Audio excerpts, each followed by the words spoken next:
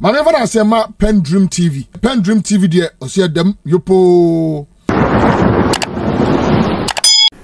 I want you to join me listening to what Mr. Kweku Sintim has to say about the misconduct of the MPP MPs and some of their members, which he said their actions is a foolish act which they have to stop. Without much ado, I would like you to join me listening to what he said into detail. Please, this station still remain PENDREAM TV, the only authentic station that brings you the best in politics. If you have not yet subscribed, please do so for us. Hit the notification bell, like, and also share to other members to watch as well. Thank you. You can equally send your voice note to our WhatsApp number, which is 0277 128 777. Thank you. Oh, hello. Well, the program is Talk Shop, and the host, your favorite KSM. And on this program, as we do all the time, we tell it like it is and let the chips fall where they may. And the slogan for the program is what kills me, man. I ask the question, what time is it? And the response is the same. It's nation time. It is nation time. It's nation time. You know, folks, this is what I'm going to say just to start with. Whatever it takes to build this country, we will do it. Listen, me, I'm an old man. 68 I'm going. But I'm talking to you directly to the youth. This land is yours. You are inheriting the land from this generation, our passing generation, which has been, excuse me to say, irresponsible because we have not been able to leave you any legacy. Let me say this. I say this all the time, folks. Listen to this very, very carefully. The duty of every responsible generation is that whatever you inherit, whatever your generation inherits, you do two things. You improve it. You make it better so that you can hand over to the next generation something better than you inherited. That's it all. For every responsible generation, that's what you think about. What have we inherited? How do we build on what we have inherited? How do we leave a better inheritance for those who are coming? That's intelligent thinking. But we are in this country where we inherit something, and not only do we leave it at where we inherited it all, we damage it.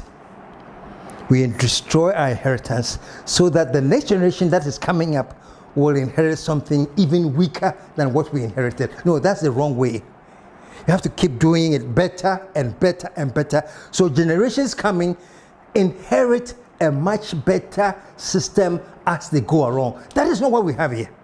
Folks, this is an angle I want to look at today. You know, because I think this generation, the leaders of this generation, we are one big disappointment. We do certain things that are ridiculous. I mean, if I was going to say it in English, it would sound like I'm insulting somebody. The fooling is too much. I like it better in Chi.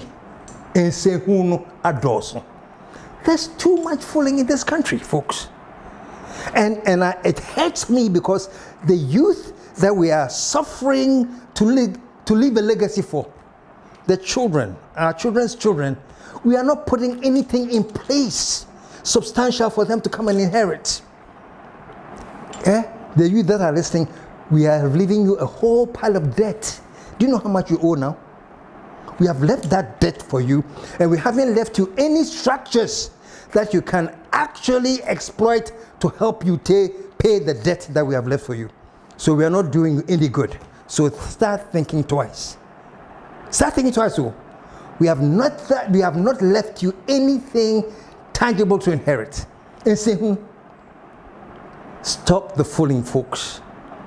Stop the fooling. Listen, let me just give a quick example. Look at what happened. Why we are now, as we speak, folks, this country is in a constitutional crisis. Now, this is what I like about Ghana. We all go about and do what we are doing. Yeah, but anything. You know, those who will have their government, the money have their government, those who will have their... Yeah, but anything. But those at the top who are supposed to make sure that things are running like clockwork. They are not. They are fooling. I was going to talk about Parliament right now and the constitutional crisis. Right now, as we speak, Parliament is on an indefinite suspension. Folks, are you aware? Oh, we are going about what we do normally. Because we are saying Ghana is so tough. You have no time to sit down and so you have to do what you have to do. But as we do what we have to do, as we talk right now, we are in a massive constitutional crisis. We don't have any parliament. It's indefinite. And what happened to Parliament? I think when Alan Babin announced that, as the Constitution states, any MP who decides to go independent has to vacate their seat according to the Constitution. Whether it's the 1992 Constitution or whether it's the party Constitution, it states that. So in accordance with the Constitution, Babin said, okay, then if you have switched your allegiances, then your seats are vacated. Party switching or defection, therefore, can be seen as a breach of the mandate and social contract between the Member of Parliament and the electorate. These constitutional safeguards ensure that Members of Parliament remain accountable to both their parties and the electorate. Accordingly, I proceed to inform the House that by the notification of the polls, the following Members of Parliament have by their actions vacated their seats in Parliament. The resultant effect on the composition of this House would be that the NDC would have 136 seats, while the MPP would have 135 seats. That's making the NDC the majority party in Parliament. And watch this, folks. Watch this. The majority leader, Afenyo Marking, in the fit of anger, and fury, decided that we are going to walk out of Parliament. The government decides, if you're not majority, we are boycotting Parliament. We are walking out of Parliament. And Honorable Katie Hammond was so angry, he actually flung his papers across, and we are leaving. We are boycotting Parliament. I was watching this, so look at these small boys. You know, sometimes when kids are in secondary school, in the secondary school, Mumuko junior high and things. When our kids are in junior high and things and they are fooling, you say, and honestly, as I was watching the majority in Parliament, that's what I was saying. And in a fit of fury, you know you have allies to fulfill. You know have so much duty in Parliament to perform. We say, Jai. Oh God, help us all. This is what I mean. Stop the fooling. Walking out of Parliament was just an act of fooling. Trying to show, say, yes, we are something. Katie Hammer, we are something. And we have left the party. And saying, it is childish. Grow up, folks. Grow up, man. Let us run this country like we love this country. Let us run this country like Ghana means something to us. That's all we have, folks. That's all we have, folks. Most of you may know I lived abroad for a long time. Not one single day would pass that I didn't remember such a thing. I don't care the beauty here. I don't care the conveniences. I have a homeland somewhere. Ghana belongs to us, folks. Let's build this country intelligently.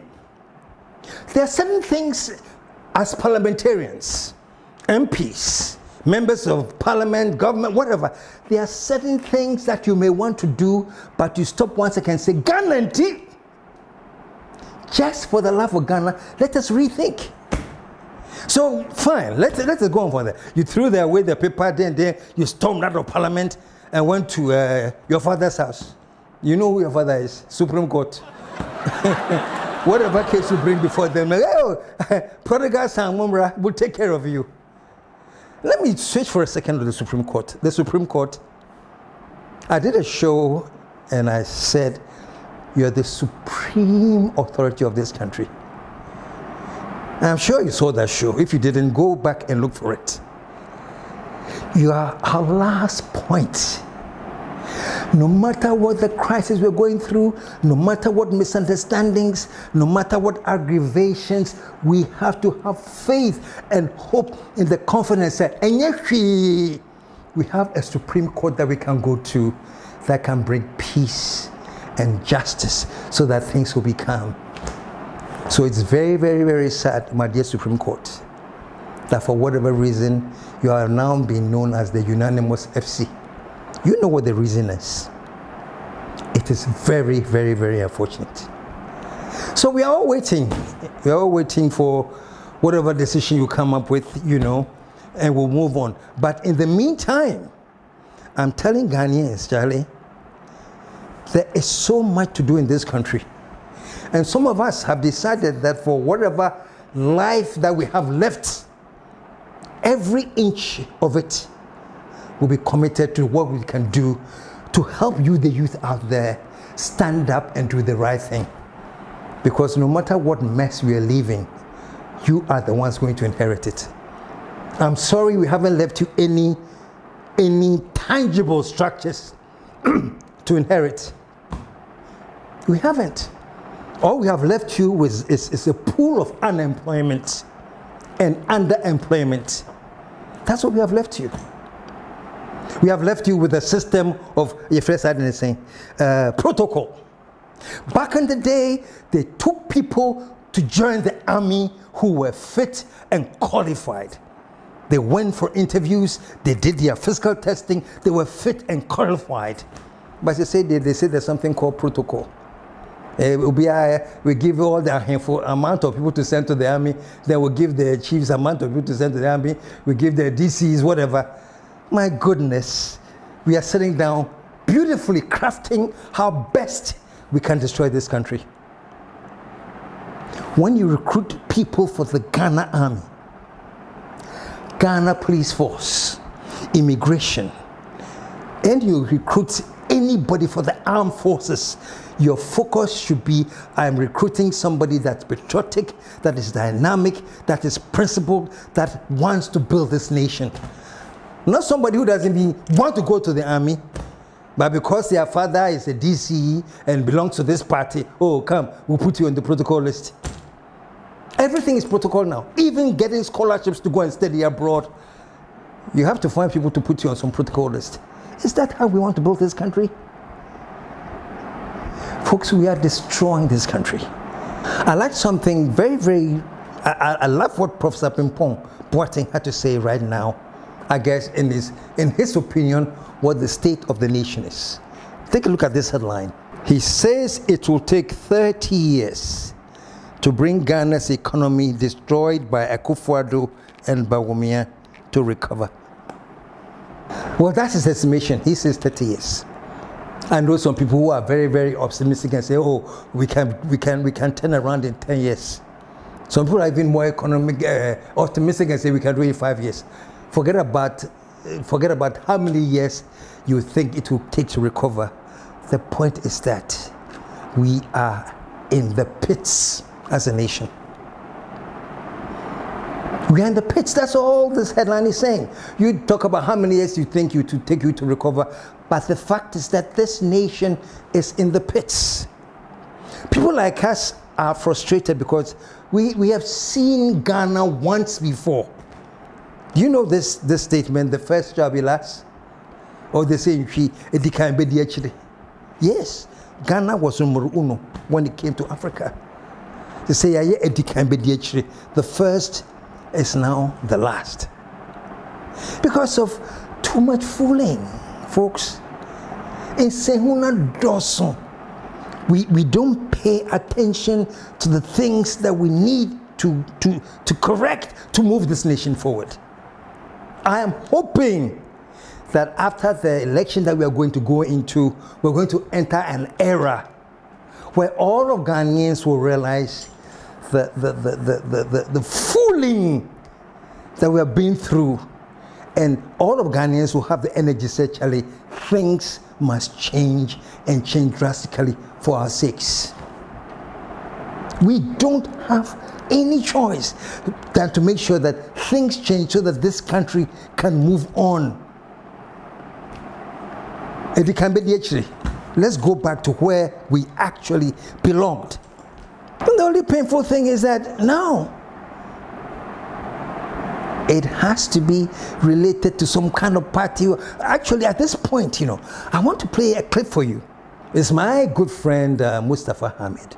I've actually invited him to come on the KSM show, and I hope he does, because he's a brilliant guy and we need to talk. You know, I want you to see a clip of something he said when he was, I think he was then a spokesperson for Nanado when he was in opposition. Listen to Mustafa Hamid. This country is in serious trouble, ladies and gentlemen. We are in serious trouble. We need to rescue this country, ladies and gentlemen. The presidency has been so depraved, so muddied, so dirtied, that I tell you in all sincerity as a Ghanaian, that I feel terribly sad today as a Ghanaian. We need to rescue this country. Wallahi, inshallah. Please don't cry. We shall rescue our country. Wallahi, we must rescue this country. And I'm saying this too again today. Wallahi, we must rescue this country. I mean, he actually said that the presidency was depraved. The presidency had been murdered. Everything has been destroyed. Wallahi, we have to rescue this country. The funny thing is that when he said it then, it was fantastic. But when I repeat that thing now, today, it has a different version. But wallahi, we must rescue this country. The whole system is out of order. When I say it now, it may be an issue. Because the system in Ghana is that you cannot look people in power in the face and tell them the truth. So when I say it now, KSM is an issue. But I want to go back to the same person, Mustafa Hamid, when he was talking about that problem in a different era. Listen to him again. If you reach a certain stage in life and there is nobody who can look you in the eye and tell you the truth, you are doomed. And that is where our country has gotten to. We need to rescue this country, wallahi. And I feel very terrible as a Ghanaian at this time. There you have it. There you have it. And it's very, very interesting to know when he was saying these things and what I am repeating today. What difference does it make, folks? This country, no matter how you look at it, it must be rescued. And who is going to rescue the country? And that's why it's we are less than we are within 1 month away of what I think is the most consequential elections to take place in Ghana. The next election that we are going for. And it's so interesting that even as we prepare to go into our election, we go in a constitutional crisis where Parliament has been suspended and the Supreme Court is also keeping us on hold until we hear their decision.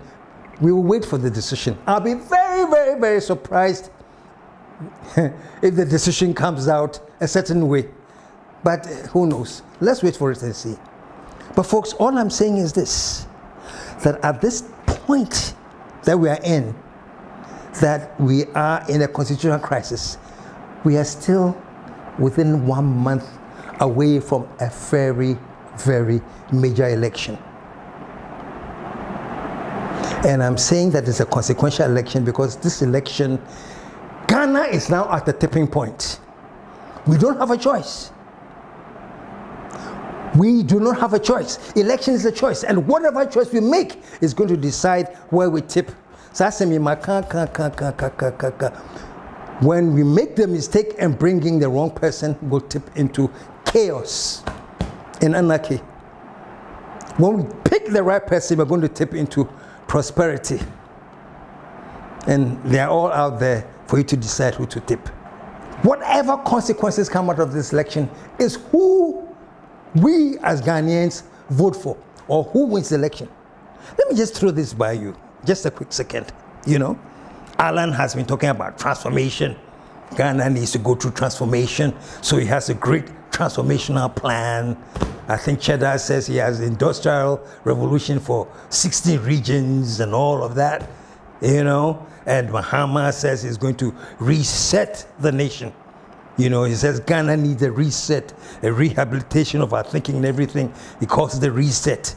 By the way, talking about reset, yeah, Charlie, stop the fooling, oh. I'm going to, let's put everything on hold for just a quick second, okay? I'm going to go to Kumasi to Wuntumi Radio or TV, whatever, and just listen to what Wuntumi, his definition of what Mahama means by Ghana needs to reset. Listen to this. Ayi Mahama, na ya ode bae, ade o kan ne say, I'm going to reset economy. Ya ka say resetter. What you say? I said so about collapse all the economy no. So we crowd phone. Now say a computer aye. Ah, would you juma sisiano? So we so reset sisia ye na. Bibia be free so. Bibia be free so. So Mahama is coming to collapse the economy. Mahama is coming to collapse free SHS. Mahama oba no be twa akwaya hodoa.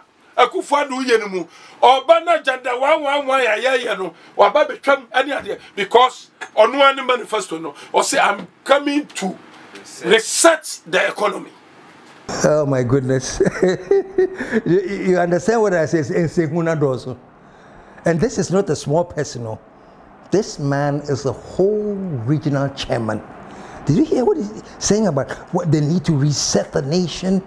This is about if you have a computer and reset it, it means you destroy all the information and put in one. So basically, when Mama says he's going to reset the nation, it means he's going to come and destroy everything. And then Mahama also, you look the people and tell them, when I come, I've come to destroy everything by resetting the nation. Anyway, let me put that aside.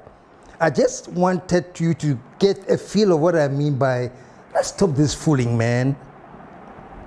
Whichever party you belong to, let's concentrate on nation building. Okay? Let's concentrate on nation building.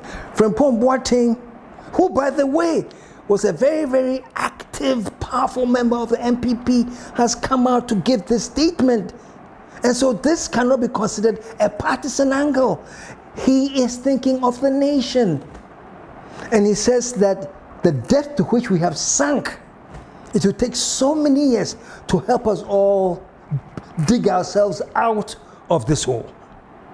So I was talking about, Alan says transformation, Mahama said resetting, Cheddar says 16, regional, industrial, whatever.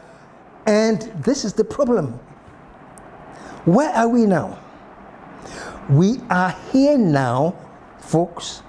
The sad truth, which will make people very angry.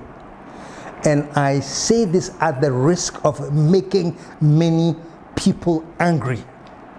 But the sad truth is this: we are where we are because of 8 years of what we've had, the MPP. Nobody can question that. Look at where our debt level is. You put all the indices together and tell me if I'm wrong. We are where we are because of things not going well at all. Okay? And today, as I talk to you, today, I hear that the dollar is almost 17 plus. And this is my point too. The reason why I have a problem understanding Bawumia's message and why I have a problem with the MPP confidence that they are going to break the 8 and come back, and ask, come back to what? To more of what you have experienced? I just want to take a quick second to listen to Nanado and why he chose Bawumia as his running mate. Listen to this.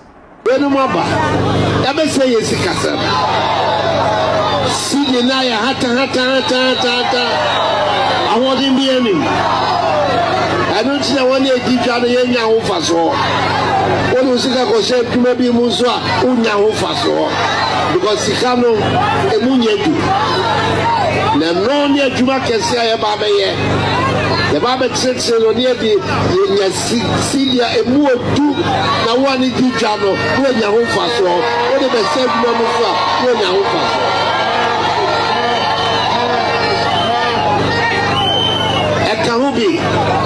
Ekahubi tina mikofa abawumia sombe kame ho ye shishe ye sika samno eye na sikano emunye dubio